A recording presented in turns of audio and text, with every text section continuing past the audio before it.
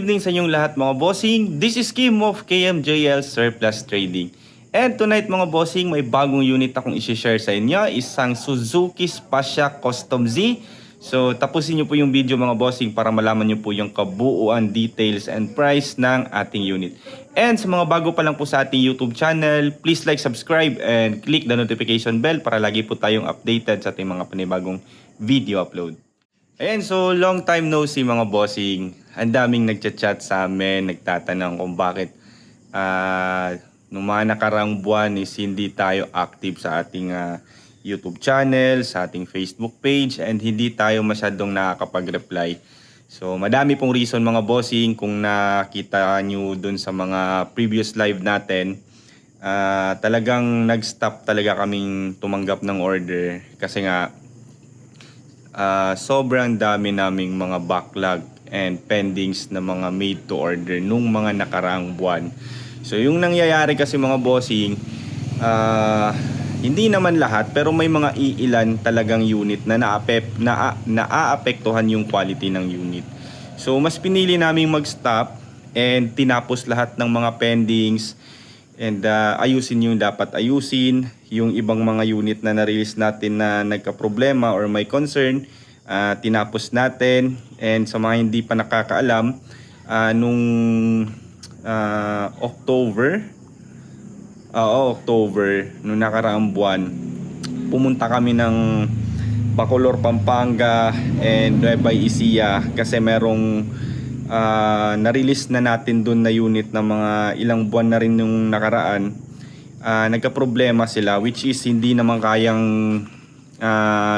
gawin doon ng taga doon or wala silang alam kung sino yung pwede nilang puntahan para ayusin yung problema. Kaya ayun, isa rin yun. So good thing mga bossing, natapos na natin lahat and ngayon is back to normal na tayo. So ayun mga bossing, i-share ko sa inyo itong ating Suzuki Spasha Custom Z. So tapusin nyo po yung video mga bossing and isa-isahin natin kung ano-ano yung mga details ng unit. Kasi nga bago din sa madalas sa mga order natin is mga 17, 64, ganun. So this time, meron tayong Suzuki Spasha Custom Z. So isa-isahin natin mga bossing kung ano-ano meron dito, ano yung mga pinagkaiba nila sa mga Suzuki DA17V and 64V, 64W, and kung ano yung mga accessories and kung magkano yung inabot ng unit na to. So ito yung unit natin mga boss, isang Suzuki Spasha Custom Z. So ang alam ko, pangalawa to sa pinaka top of the line kasi meron pang isang variant nito na mas mahal. So hybrid din yon and yung grill nila is may pinagkaiba, mas madaming chrome yon, mas mahal tingnan, mas pinasosyal tingnan. And yun, syempre kasi mga bossing, kung napapansin nyo, lahat talaga ng mga gawa namin is halos mga minivan talaga. So mga DA64, 17, 64W, 17W, ayun, mga minivan talaga. So this time, actually walang owner to hindi rin to pinamade to order sa amin. Talagang trip ko lang kasi nagagandahan ako. Actually dalawa yung option dito. Isang ito, yung custom Z, and ito yung isa is yung mas mahal. But mas trip ko to. Mas nagagandahan talaga ako sa forma nito So ito yung pinili ko. Kako pwede namang i-personal use and depende na lang kung may magkakagusto, pwede ko namang ibigay. At least experience na lang din sa unit na to. So ayun, ginawa ko, kinuha ko, binild, ayan. And syempre pumili ako ng kulay niya. So yung kulay niya is yung tawag namin dito is Yamaha Blue. So ginaya ko yung original color niya. But dati mga bossing, nung dumating to dito, di ko lang matandaan pero hindi talaga siya color blue, yung original niya from Japan. Siguro white yon or black. But meron din ganitong kulay sa catalog talaga nila nung brand new na ang tawag niyan Yamaha Blue. Kaya yun yung tawag niyan. Yun yung kulay na ginaya namin. So, di ba, nakikita nyo, napaka-social niyang tingnan. malayong malayo talaga sa mga minivan or yung mga 17V na karaniwang ginagawa natin. Kasi ito kasi meron siyang hood. Yung makina din niya is nasa loob ng hood. Hindi siya katulad ng mga minivan natin na nasa ilalim yung makina. So this time yung mga Spasya, mapapalit pa yan, any variant ng Spasya and Wagon R. Yung makina nila mga bossing is nasa loob ng hood or nasa harapan natin. So hindi na natin kailangan maglagay ng mga insulator sa upuan, tsaka hindi na natin mafe-feel yung init ng makina. Kaya isa din sa advantage ng mga may hood or may nguso. Well, sa power wala namang pinagkaiba masyado. RO6A pa rin yung makina nila. And ayun, may 4x4 naman ito, may 4x2. Pareha sila ng mga Wagon R na may 4x4 turbo na all-wheel drive. So unahin natin mga bossing yung harapan. Yan yung grill niya, buong grill niya hanggang dito sa lower grill. Tsaka meron din siyang original na fog lamp. So yung fog lamp niya mga bossing, ang alam ko, yung original na fog lamp niya is kasya din dun sa mga original na fog lamp ng mga 64W na Smiley. Ayan. So aside from fog lamp mga bossing, meron din po siyang light dyan sa baba. And yung design ng kanyang bumper mga boss is hindi siya katulad ng mga 64W gaya ng white na meron po siyang tawag niyan, meron siyang detachable na skirt. So eto para siyang may skirt pero one piece. Karugtong po siya or buo po siya sa bumper. Ayan. So maganda yung forma talaga ni Spasya Custom Z. And then yung headlight niya mga bossing is naka-projector. Ayan. Yung high and low niya, yung park light and yung kanyang signal light. So singkit kumbaga kasi hanggang dito yung ano niya hanggang dito sa gilid yung design ng kanyang headlight. So same with the 17W and 64W mga bossing, meron din po siyang power sliding door. But yung pinagkaiba lang nila kahit dual power slide po ito is wala po siyang auto step board kasi no need na po kasi medyo mababa yung clearance niya sa ground kung ikukumpara natin sa mga 17W. Mas mataas si 17W ng clearance kaya kailangan siya ng step board lalo sa mga elderly. So etong mga custom Z's ang tawag niyan, Wagon R, mga pallet and any variant ng mga Spasya, basta kahit dual power slide mga boss, wala po siyang automatic step board. So parehas pa rin siya mga bossing, power window lahat and power mirror. Ayan. So yun lang yung problema niya mga bossing kasi dito meron po siyang basag.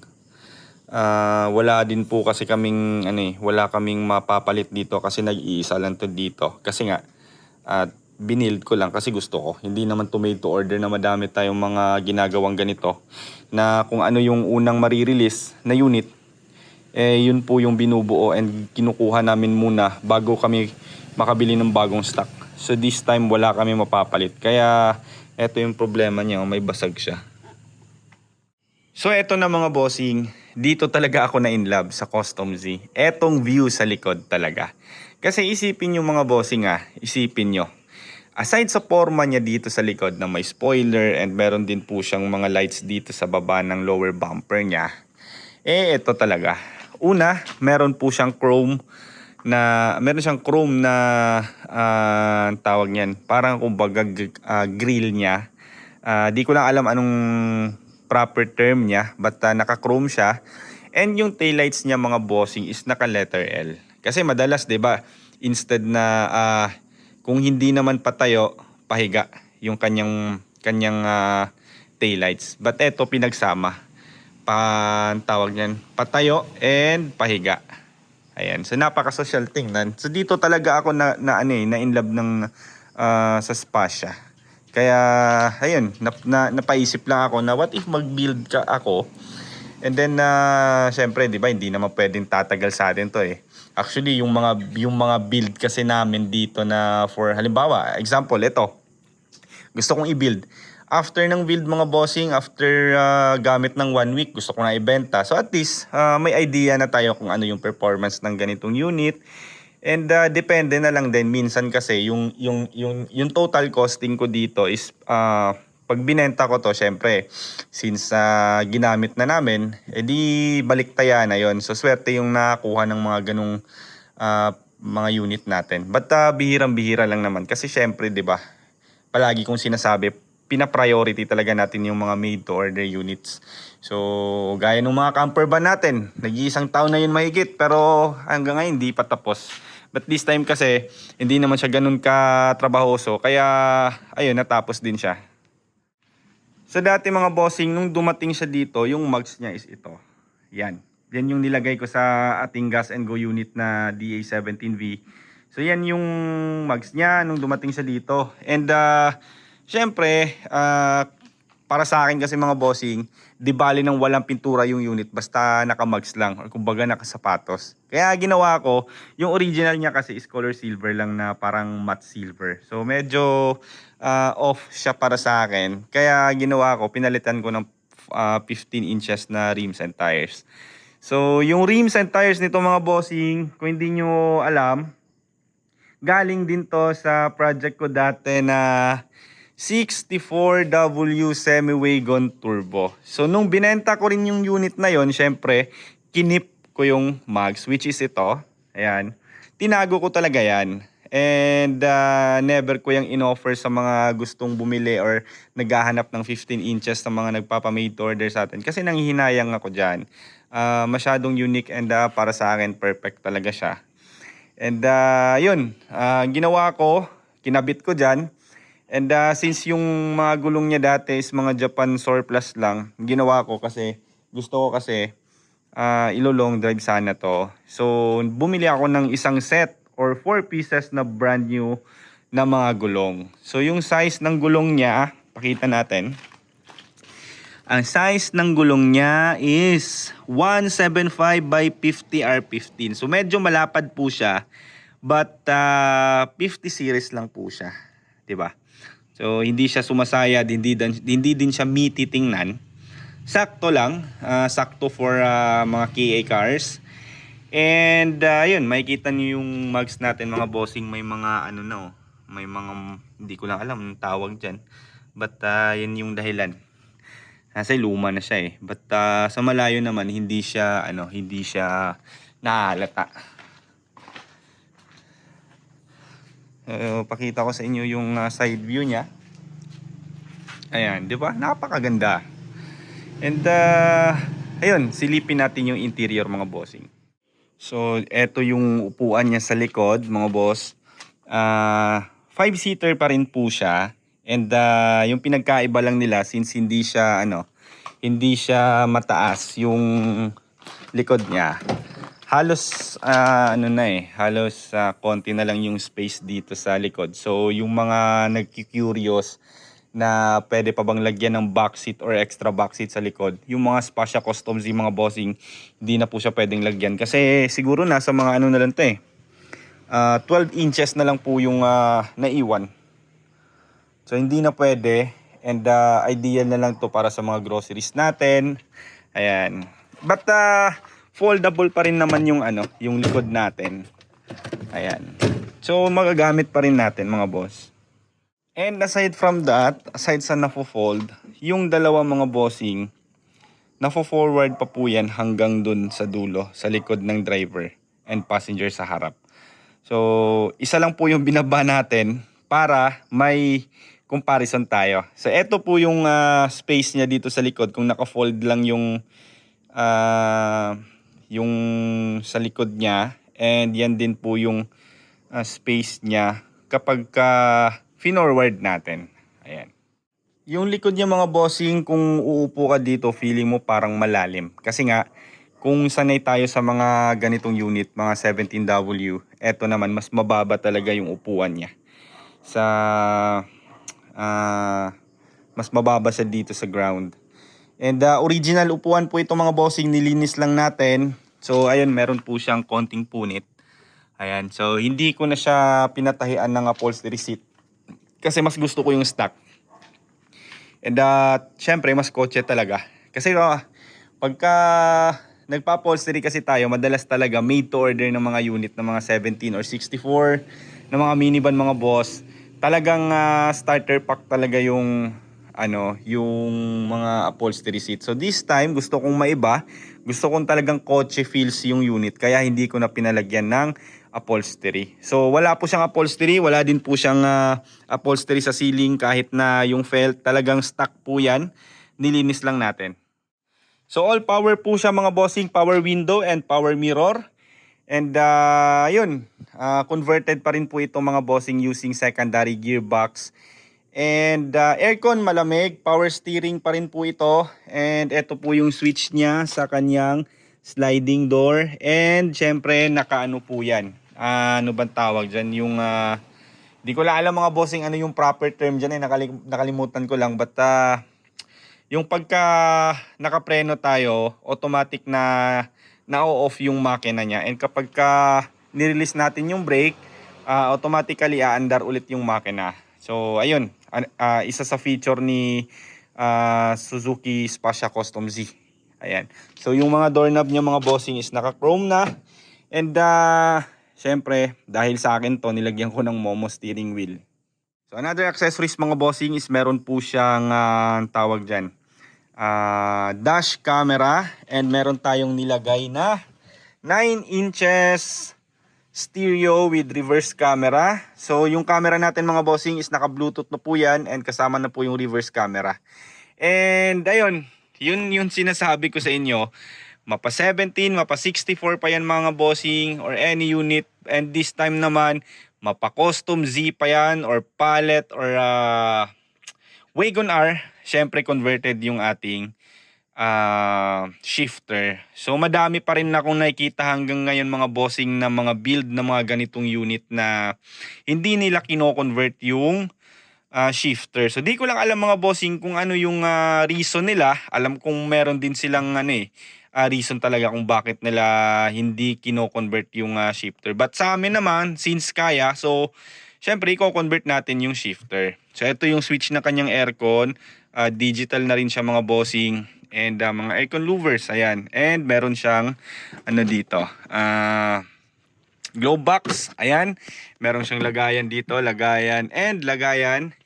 And yun, dito naman na part, wala po siyang extra compartment sa taas. Hindi po sila kaparehas ng mga semi-wagon na power window, ganun na merong compartment dito. So another one mga bossing, meron tayong water temperature gauge. So kahit anong unit talaga nilalagyan natin ito. Sabi ko nga mawala na lahat, wag lang yung water temperature gauge. Kasi yan po yung guide natin sa ating temperature ng makina. Siyempre hindi natin malalaman what if nasa long drive tayo and hindi natin namalayan, hindi na pala gumagana yung ating tawag niyan, yung auxiliary fan, or nabutas yung pumutok yung hose ng radiator natin, hindi natin namalayan. Siyempre may guide tayo. So pagka lumampas na yung specific na temperature niya, pag lumampas na, siyempre, uy, ba't ganito ganyan? So masisilip agad natin. Kasi hindi natin yan mafe-feel hanggat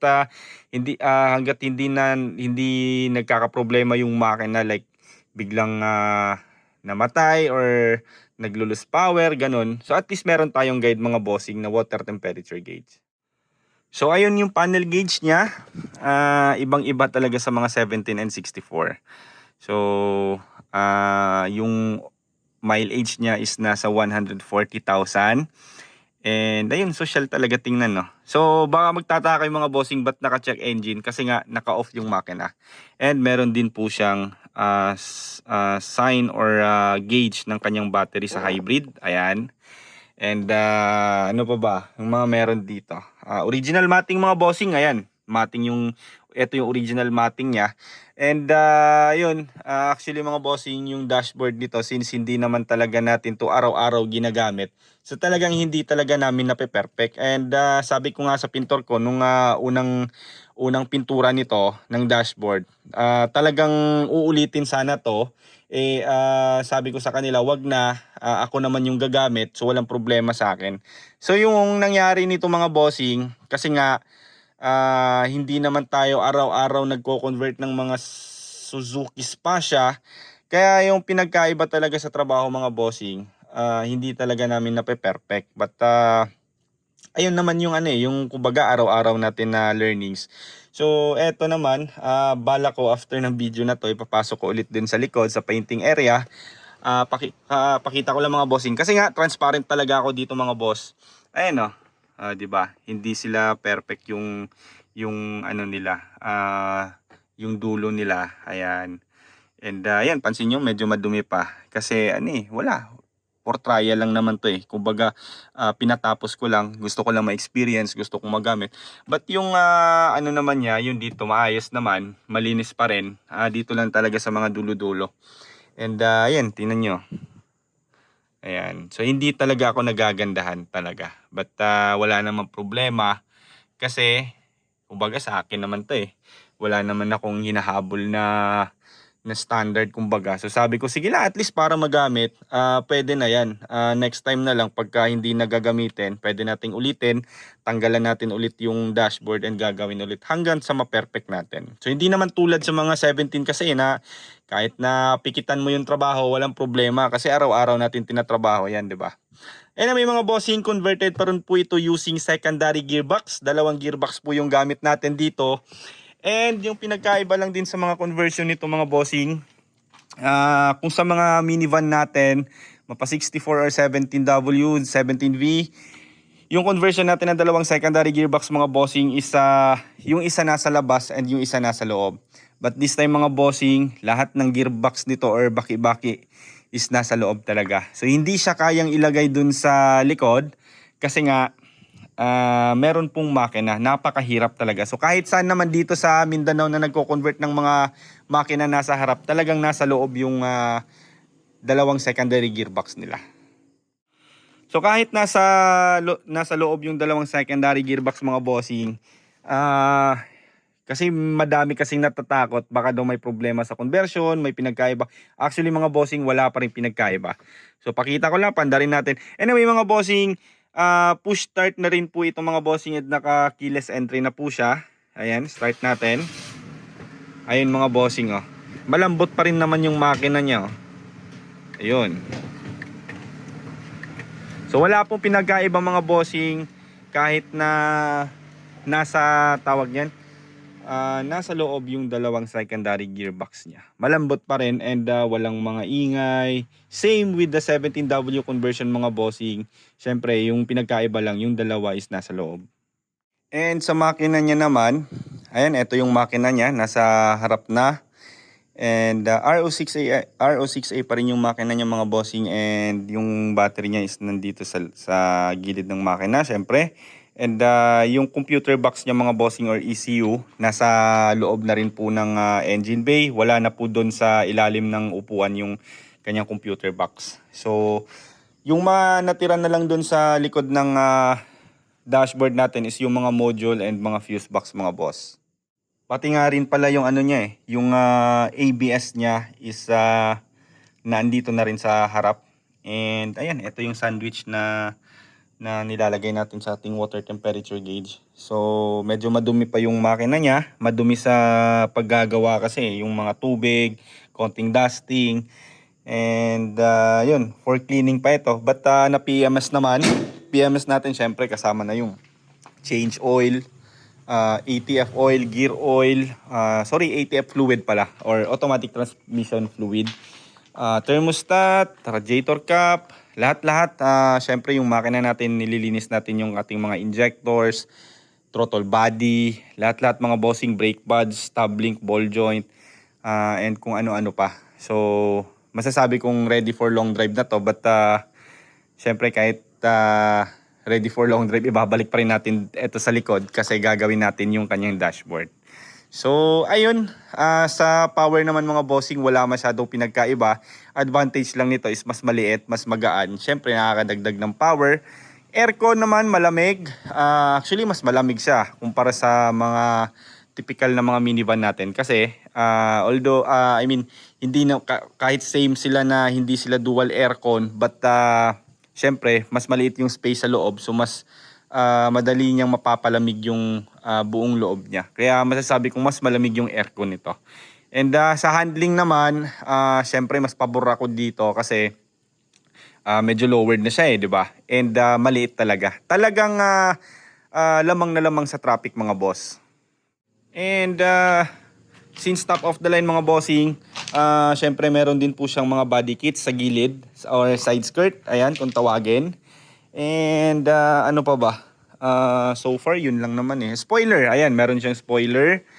And wrap around na tint. So, yung ginamit natin dito, syempre palagi po yung magic tint sa harap, mga bossing. So, kumbaga para siyang chrome na color. Yan po yung magic tint na tawag. Ayan, and then dito is medium black, super black. Yan medium black, mga medium black, magic tint po yan lahat, mga boss. Ayan, yan po talaga yung ginagamit natin dito sa harap.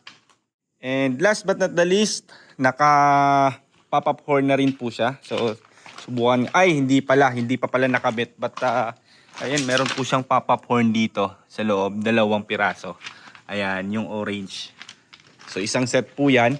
And yung registration nito, mga bossing, is nakapangalan sa pangalan ko. So, ayun, talagang sa akin talaga to. But, ayun, for sale din naman ito, mga bossing. Kung gusto nyo lang, pwede kong ibigay sa inyo.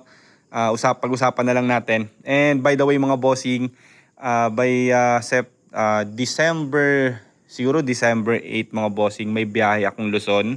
But hindi po siya biyaheng Luzon na magdi-deliver ng mga minivan. So, since mahilig ako sa mga sounds, nag-i-install din kami ng mga kumbaga, yung bisyo ko talaga, mga bossing, is car audio. So, meron akong isang malaking van talaga dito, yung parang mga super grandia na punong-puno ng sounds. And dadalhin ko sa Luzon for B2B, ano ba tawag doon? B2B Manila, di ko lang, nakalimutan ko lang, but bumper to bumper car show. So gaganapin po yan sa Mall of Asia this coming December 13 and 14. Kaya by December 8, mga bossing, magbabaylan po ako papuntang Luzon. And kung sakali namang may magkakagusto nito, let's say for example yung buyer nito is taga Luzon, pwede kong isabay, pwede ko itong i-baylan papuntang Luzon, mga bossing. So baka lang trip mo, kung babiyahe kami ng December 8, syempre by December 10 or 11, nasa Luzon na to. So nasa bahay nyo na to, kumbaga. Ayan, madi-deliver agad natin pagdating natin ng Luzon. Kasi kailangan wala kaming ibang gagawin by 12, 13 and 14. Kasi nasa show or nasa car show kami. Ayun. So baka lang, mga bossing. So ang tanong, magkano ko ba ibebenta itong ating Suzuki Spasha Custom Z? Yun. Yung presyo, mga bossing, is umabot po ito ng 370,000. So last time pinost po natin ito ng 360,000, mga bossing. But nung time na yun kasi is hindi pa po siya brand new yung kanyang gulong. So this time, mga bossing, binilhan na natin ng isang set, which is nag-cost naman siya ng 10,000. Kaya inad na lang natin. Kaya po, mga bossing, 370,000. So meron kasing iba, mga bossing, talagang yung top of the line kasi na ano ng mga viewers natin is yung 17W, which is top of the line naman talaga siya. But sa presyo naman, mga bossing, isipin nyo, yung basic setup natin sa mga 17W is 375 na ngayon. Kasi sobrang mahal na ng mga 17W. And pahirapan naman. So, sa basic setup, mga bossing, na 375, eto naman, Spasha Custom Z na 370 lang, loaded with accessories na. Yung mga nabanggit natin. Plus naka 15. Eto, mga bossing, grabe yung sentimental value sa akin ng mugs na to. But yun, ibibigay ko na sa inyo. Brand new rims and tires. So hindi natin to matatawag na basic setup. Talagang meron na po siyang mga nakalagay na accessories. So bonus na po yun, mga bossing. Plus, Spasha Custom Z na po yung unit natin. So 370,000 mga bossing. Message nyo po ako. Kung gusto nyo ng mabilisang transaction, tumawag po kayo sa smart number ko na 0999-880-2420, yung nakikita nyo sa screen. And kung tatawag kayo mga bossing, syempre mas magandang tumawag by after lunch onwards hanggang madaling araw. Wag lang po yung 7 AM hanggang 11 AM kasi mga bossing, tulog pa ako niyan and naka-airplane mode po yung cellphone ko. Kaya hindi nyo po talaga ako matatawagan. So, isang reason mga bossing bakit ganun po yung body clock ko or yung oras ng pagtulog namin. Kasi nga hanggang madaling araw andito kami sa shop. Nag-o-overtime. But this time naman, although 1 AM na, but ayun, wala nang trabaho kasi sabi ko sa kanila, gagawa ako ng video. Kaya walang overtime ngayon, ako lang yung nag-o-overtime. But yun, isipin nyo, 1 AM na, makatulog tayo mga almost 2 na, quarter to 2. So kailangan kong bumawi ng tulog mga bossing. So araw-araw po, ganun po yung tawag niyan, yung pagko-contact sa akin ng mga client natin. Talagang siguro pinaka-early 11 AM onwards hanggang madaling araw mga bossing, gising po ako. So, ayun. Aside from my number na smart mga boss, pwede rin po kayong rumekta sa aking personal account, yung nakikita nyo sa screen, Kim Luis Busalya. Kasi sa tawag yan sa Facebook page natin mga bossing, sobrang dami talagang inquiries. So, minsan nare-replyan kayo isang beses and then after ilang minutes, hindi na namin mahabol yung pagre-reply kasi natatabunan na yung mga inquiries. Kaya mas mabuti mga boss na either tumawag kayo o rumekta kayo sa aking personal account. And ayun mga bossing, ulitin ko lang, Suzuki Spasya Custom Z. And lahat-lahat na po nang nabanggit natin dito is umabot po siya ng 370,000. So available po yan mga bossing. And since nakapangalan po ito sa akin, magbibigay na lang din po ako ng open deed of sale. So anytime soon, pwede nyo pong i-transfer sa pangalan nyo po. So ayun lang mga bossing. And maraming salamat po. See you po sa ating next vlog. Just the fact it never